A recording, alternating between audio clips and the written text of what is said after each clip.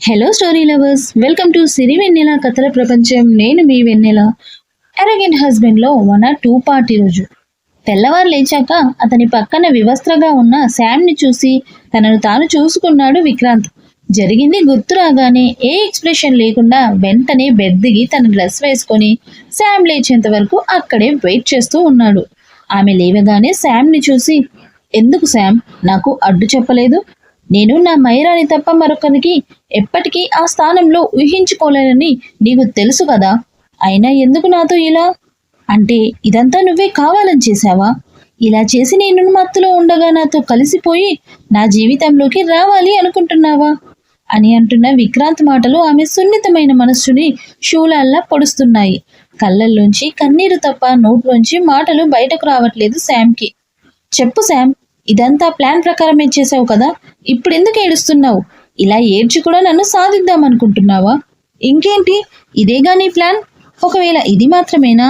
లేదా మనిద్దరం క్లోజ్గా ఉన్నప్పుడు, అంటే నేను మత్తులో ఉండగా ఫొటోస్ తీసి ఇంట్లో వాళ్ళకి చూపిస్తానని బ్లాక్మెయిల్ చేసి నన్ను పెళ్లి చేసుకోమని బెదిరిస్తావా అని అడిగాడు విక్రాంత్.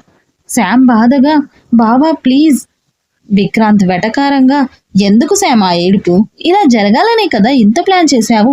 ఇప్పుడు ఇలాగే బయటకు వెళ్ళి తాతయ్య వాళ్ళతో చెప్తావు.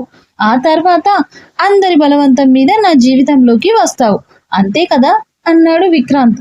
బావా ప్లీజ్ అలా అనొద్దు. నేను నిన్ను మనస్ఫూర్తిగా ప్రేమించాను.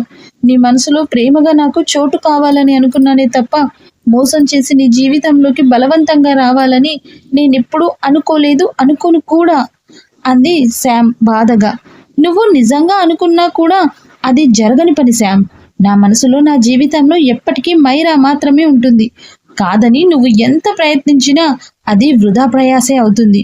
ఒకవేళ నువ్వు జరిగింది ఇంట్లో వాళ్ళకి చెప్పి నన్ను బలవంతంగా ఒప్పించాలని, నా జీవితంలోకి రావాలని చూసినా ఈ ప్రాణాన్నైనా వదిలేస్తానే తప్ప మైరాని తప్ప ఆ స్థానంలో మరొకరిని ఊహించలేకోలేను అని అతని కఠినమైన మాటలతో ఆమె మనసుని పూర్తిగా విరిగేలా చేసి మైరా తప్ప ఎవరిని తన జీవితంలోకి రానివ్వనని తేల్చి చెప్పాడు విక్రాంత్. ఆ రూమ్లోంచి బయటకు వచ్చేశాడు. ఆ తర్వాత విక్రాంత్కి తెలుసు శామ్ మనస్తత్వం ఏంటో. చిన్నప్పటి నుండి తను బాధపడినా కూడా ఎదుటివారు తన వాళ్ళు సంతోషాన్ని కోరుకునే శామ్ ఇంట్లో వాళ్ళు ఆమె చెల్లెలు ఋగ్వేద విషయంలోనే అలా ఉంటే ప్రాణంగా ప్రేమించిన విక్రాంత్ని కష్టపెట్టదని, అందుకే చివరగా ప్రాణాలు తీసుకుంటా అని సెంటిమెంట్తో కొట్టి బయటకు వచ్చాడు విక్రాంత్. విక్రాంత్ వెళ్ళిపోయాక శామ్ అదే రూమ్లో ఏడుస్తూ కూర్చునిపోయింది. ఇదేనా చిన్నప్పటి నుండి చూస్తున్న బావ నన్ను అర్థం చేసుకుంది? నా ప్రేమలో బావకి నిజాయితీ కనిపించలేదా? నేను స్వార్థపరురాలనా? అందుకే నా బావ ప్రేమని అందుకోలేకపోయానా అని ఆలోచనలో పడింది శామ్. అలా తనలో తానే ఆలోచిస్తూ విక్రాంత్ మైరా లేకపోతే చచ్చిపోతా అనగానే తనను మాత్రం అతని జీవితంలోకి రానివ్వను అన్న మాటలు తలుచుకొని విక్రాంత్కి మైరా ఉన్న ప్రేమ నిజమేనేమో అనుకొని అనవసరంగా ఆమె వాళ్ళ మధ్యలోకి వెళ్ళిందేమో అని ఆలోచిస్తూ తను చేసింది తప్పేమో అన్న నిర్ధారణకు వచ్చేసింది శామ్. తనను అలా మ్యానిపులేట్ చేశాడు విక్రాంత్. అది తనకి విక్రాంత్ తరపున తీపి బహుమతిగానే ఉండిపోవాలని, తన వల్ల విక్రాంత్ ఎప్పటికీ ఇబ్బంది పడకూడదు, అందుకు తాను ఎప్పటికీ వారి మధ్యలో జరిగింది బయటకు తెలియనివ్వకూడదని నిర్ణయానికి వచ్చేసింది శామ్. ఆ రోజు చెప్పిందంతా విన్న మైరా కళ్ళు పెద్దవి చేసి, ఇంత జరిగిందా? చిచ్చి బావా అనే ఆరో చూపుల వేడికి మాడిపోతూ గుటకలు మింగుతూ నిజంగానే నన్ను అంతగా ప్రేమించాడా అని అంటుంటే, అవును మరి, వాడు మజ్ను, నువ్వొక నేను. ఆ తర్వాత ఏంటో చెప్పండి ఆరవ్ గారు. ఏంటే నీకు అంత క్యూరియాసిటీ? నేను చెప్పనే, ఏం చేస్తావు? ఏం వేషాలు పోతున్నావా? నేను చెప్పకపోతే చచ్చిపోతావా? ఇప్పుడు ఎక్స్ట్రాలు చేసావంటే బొంద పెడతా అన్నాడు ఆరవ్. మొయ్, అయినా మజ్నుకి లవర్ అయితే అలా అనాలి. నువ్వు ఈ యారోగెంట్ గాడి పెళ్ళానివి.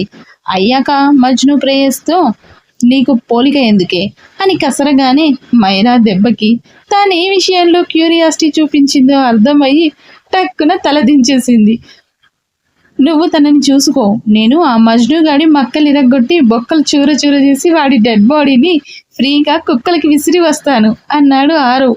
మైరా వెంటనే తలపైకెత్తి కంగారుగా వెళ్తున్న ఆరవ్ చెయ్యి పట్టుకొని, ఆరవ్ గారు ఆగండి అంది. వెనక్కి తిరిగిన ఆరవ్ మైరా చిరాగ్గా చూస్తూ ఎందుకే ఆగడం అన్నాడు కోపంగా. అబ్బా ఆరవ్ గారు, ఒక్కసారి నా మాట వినండి. ఇప్పటి వరకు అంటే అతన్ని చంపేసినా పెద్దగా నష్టపోయే వాళ్ళు ఎవరూ లేరు. కానీ ఇప్పుడు శామ్ మాత్రమే కాదు, తన కడుపులో అతని బిడ్డ ఉంది. ఇప్పుడు మీరు అతన్ని చంపితే శామ్తో పాటు ఆ చిన్న పాప కూడా అనాథలా తయారవుతుంది. ఒక్కసారి ఆలోచించండి.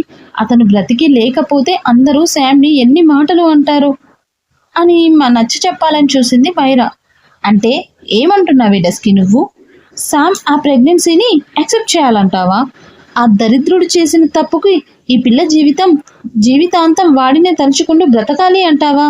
అంత కర్మ తనకేంటి అని కోపంగా అన్నాడు ఆరవ్. ప్లీజ్ ఆరవ్ గారు, తన కోసం కాకపోయినా ఆ పసిపాప కోసమైనా ఆలోచించండి అంది మైరా. నీకు పిచ్చి పట్టిందే డస్కీ, నేనేం చెప్తున్నానో అర్థం చేసుకోకుండా మళ్ళీ పసిపాప అంటావు? ఆరవ్ ఏమంటున్నాడో అర్థం కాని మైరా ఆశ్చర్యంగా చూస్తూ ఏమంటున్నారు ఆరవ్ గారు మీరు? నాకు అర్థం కాలేదు అంది.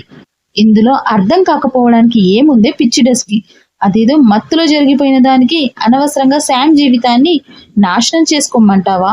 తను అబార్షన్ చేయించుకుంటుంది. బాడీతో తన లైఫ్ ఎప్పటికీ సుఖంగా ఉండలేదు అని తేల్చి చెప్పేశాడు ఆరవ్. ఆరవ్ గారు ఏం మాట్లాడుతున్నారు మీరు? అబార్షనా? తప్పండి, అలా ఎప్పటికీ చేయకూడదు. నా కడుపులో కూడా మన బేబీ ఉంది కదా, మరొక బేబీ గురించి అలా మాట్లాడడం కాదు కదా, ఆలోచించడం కూడా తప్పే. తప్పు మాత్రమే కాదు, అది చాలా పాపం కూడా అని చెప్పింది మైరా.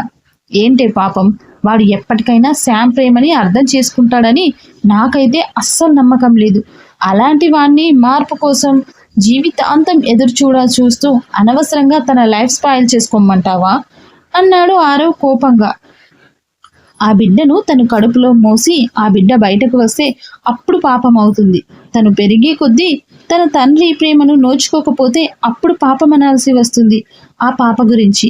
అలా ఆ పాపకి తండ్రి ప్రేమ దక్కక స్కూల్లో తన ఫ్రెండ్స్ అందరూ వాళ్ళ డాడీ ప్రేమ గురించి చెప్తుంటే తన తండ్రి తనతో ఎందుకు అలా లేడు అని తనలో తానే కుమిలిపోతూ నాలా బంధాల మీద నమ్మకం లేక కోపం అనే ముసుగుని మొహం మీద బలవంతంగా తగిలించుకొని జీవితాంతం తనలో తానే బాధపడతారు.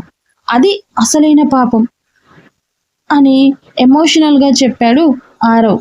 అందుకని అసలు రూపమే దాల్చని ఒక పసికందుని నలిపేస్తారా? అలా చేస్తే శామ్ సంతోషంగా ఉంటుందా అని అడిగింది మైరా. ఇప్పుడు బాధపడినా కానీ ఫ్యూచర్లో మాత్రం శామ్ ఖచ్చితంగా హ్యాపీగా ఉంటుంది. ఇప్పుడు ఒక్కసారి ఏడుస్తుందేమో, కానీ దీని తర్వాత శామ్ జీవితాంతం ఎప్పటికీ బాగుండేలా నేను చేస్తాను అన్నాడు ఆరవ్. అంతేకాని అనవసరంగా నువ్వు మధ్యలో దూరి పాపం పుణ్యం అంటూ తన మైండ్లో పిచ్చి థాట్స్ లేపకు అని చెప్పడంతో ప్లీజ్ ఆరవ్ గారు, ఆమె అంత మాట అనొద్దు. తనకి అబార్షన్ జరగడానికి వీల్లేదు, నేను ఒప్పుకోను. కావాలంటే నేను కూడా తాతయ్య గారితో మాట్లాడతాను. విక్రాంత్ ఎలాంటి వాడో తాతయ్య గారికి చెప్తాను అని అంది మైరా. శామ్తో విక్రాంత్ పెళ్లి జరిగేలా చేస్తాను. అందుకోసం కావాలంటే నా పేరు మీద ఉన్న ఆస్తి మొత్తం నేను విక్రాంత్కే రాసిచ్చేస్తాను. కాబట్టి ఆస్తి కోసమైనా అతను శామ్ని చాలా బాగా చూసుకుంటాడు అంది మైరా. మైరా మాటలకు ఆరవ్ కోపంగా చెయ్యెత్తి కొట్టబోయి కష్టంగా కోపాన్ని కంట్రోల్ చేసుకుంటూ పిచ్చి పట్టిందే నీకు, పిచ్చి పట్టింది. ఇక్కడ విషయం ఆస్తి కాదు. వాడు నువ్వనుకునేంత మంచోడు కాదు. వాడెప్పటికీ శామ్ ప్రేమను అర్థం చేసుకోలేడు. శామ్ని అందుకునే అర్హత కూడా లేదు వాడికి. వాడితో శామ్ సుఖపడలేదు. ఇంకోసారి వాడితో శామ్ని కలపాలని ఆలోచన కూడా చెయ్యకు అని సీరియస్గా చెప్పాడు ఆరవ్. నేను వెళ్తున్నాను.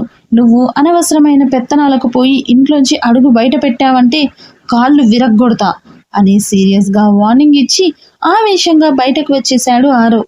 ఆరవ్ బయటకు వెళ్ళగానే మైరా తల పట్టుకొని అక్కడే శామ్ పక్కనే కూలబడిపోయింది. ఇక టెన్షన్గా. మనం మళ్ళీ ఇప్పుడు ఆర్తి అమ్మన్ల దగ్గరికి వచ్చేద్దాం. పాపం మొన్న ఎప్పుడో కిస్సింగ్ సీన్లో తప్పిపోయారు వాళ్ళు. అసలు ఎలా ఉన్నారో చూద్దాం. రూమ్స్ అన్ని వెతుకుతూ చివరి ప్రయత్నంగా అమన్ రూమ్లోకి కొంచెం కోపం, ఇంకొంచెం అసహనం, ఇంకాస్త విసుగు అన్నీ వెరసి మెట్రో ట్రైన్లా ఓపెన్ చేస్తున్న రూమ్లోకి దూరి అక్కడ అమన్ బాబు అవతారం చూసి అంత స్పీడ్గా పడిన అడుగు నెక్స్ట్ స్టెప్ ఆటోమేటిక్గా తన కంట్రోల్లో లేక జ్యూస్ పడిన ఫ్లోర్ మీద అడుగు పడడం, ఆ అవతారం చూడగానే ఆటోమేటిక్గా ఆమె కళ్ళు బాతుగుడ్లంత పెద్దవి కాగా నోరు కూడా తన ప్రమేయం లేకుండానే బావులు కప్పలా తెరుచుకొని ఆ అని అరుస్తూనే కాలు జారడంతో సర్రున జారుకుంటూ పోయి వాడి మీద పడితే, వాడు బెడ్ మీద పడితే పాప పెదాలు పోయి వాడి మూతిని తగిలాయి. అంతే, ఇంకేముంది. అసలే మనోడు ముందు రోజు బాగా నచ్చిన రసగుల్లా రుచి మళ్ళీ దొరకడంతో పాటు ఈసారి బోనస్గా మెత్తని పూల బుట్ట కూడా మీద పడింది. అసలే వితౌట్ షర్ట్తో ఉన్నాడాయే. 60 కేజీల టెడ్డీ బేర్ లాంటి పాపసుతి మెత్తని పరువాలు వాడి రాక్ సాలిడ్ బాడీకి నేరుగా తగలగానే ఒంట్లో వద్దన్న కరెంటు పాస్ అయ్యి హార్మోన్స్ అన్ని ఒకేసారి కట్టుకొని మూకుమ్మడిగా వాడి మీద దాడి చేసి వాడి దుంప తెంచడానికి సిద్ధమయ్యాయి. పాపం గొర్రె బిడ్డడికి వాడి హార్మోన్స్, వాడి కన్నింగ్ బ్రెయిన్ కలిసి వాడి మీద చేస్తున్న కుట్ర తెలియక ఆ కుట్రకి బలి పశువు అయ్యాడు అమన్యు. ఆర్తి వెళ్ళి అలా మీద పడగానే 2 చేతులతో తన నడుముని బంధించేసి శుభ్రంగా లిప్స్ని లాలీపాప్స్ లిక్ చేయడం స్టార్ట్ చేశాడు ఆత్రం బాబు. ఆల్రెడీ ముందు రోజు బాబుకి స్టెస్ తెలిసే ఉండడంతో మొదటి నిమిషం స్తంభించి, 2వ నిమిషం ప్రతిఘటించి, 3 నిమిషాలకు శాంతించి, 4వ నిమిషం ఆలోచించి, 5వ నిమిషంలో తనకే తెలియకుండా కోఆపరేట్ చేసే సమయానికి నేరుగా ఆమె నడుమును తాకిన అతని చల్లని చేతి స్పర్శకి స్పృహలోకి వచ్చి అతని నుండి దూరం జరుగుతుంటే అతని చేతిలో చిక్కిన ఆమె నాజుకైన నడుము రెడ్ పెయింట్ వేసుకుంది. ఓ పక్క అతని మునిపంటి కింద నలుగుతున్న పెదాల మంట, మరో పక్క వాడి కరుకైన చేతుల్లో చిక్కుకున్న నడుము నొప్పి వెరసి తన కోపన్నంతా తెలిసేలా ఆమె పదునైన గోర్లతో వాడి ఛాతీని చిత్రవద చేసి వదిలిపెట్టింది పాప. దెబ్బకు పెదాలను వదిలి సే ఏంటి ఇది, నువ్వు అసలు మనిషివేనా, రాక్షసులా ఈ రక్కడం ఏంటి అన్నాడు తన ఛాతీ మీద సున్నితంగా తడుముకుంటూ అమన్యు.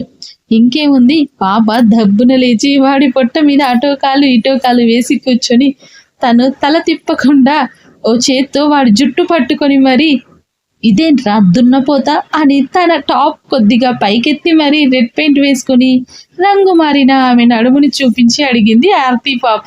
అయ్యో ఇదో పిచ్చిది. స్టోరీ ఎలా అనిపించింది, నచ్చిందా? అయితే లైక్ చేయండి, షేర్ చేయండి, కమెంట్ చేయండి అండ్ సబ్స్క్రైబ్ చేసుకోండి ఛానల్ని. అండ్ స్టోరీస్ అంట ఆఫ్టర్ 12 to ఈవినింగ్ 6 లోపల ఇస్తే చాలా వ్యూస్ వస్తాయని యూట్యూబ్ అల్గరిథం చెప్పింది. నిజమేనా? అందుకే ఈరోజు 12 తర్వాత అప్డేట్ ఇచ్చాను. ఓసారి ఎలా ఉంటుందో చూద్దాం. ఇంతకీ మీ టైమింగ్స్ చెప్పండి. మీ టైమింగ్స్ చెప్తే అలా అయినా కానీ వ్యూస్ పెరుగుతాయేమో. వ్యూస్ నాకు చాలా తక్కువగా ఉన్నాయండి. ప్లీజ్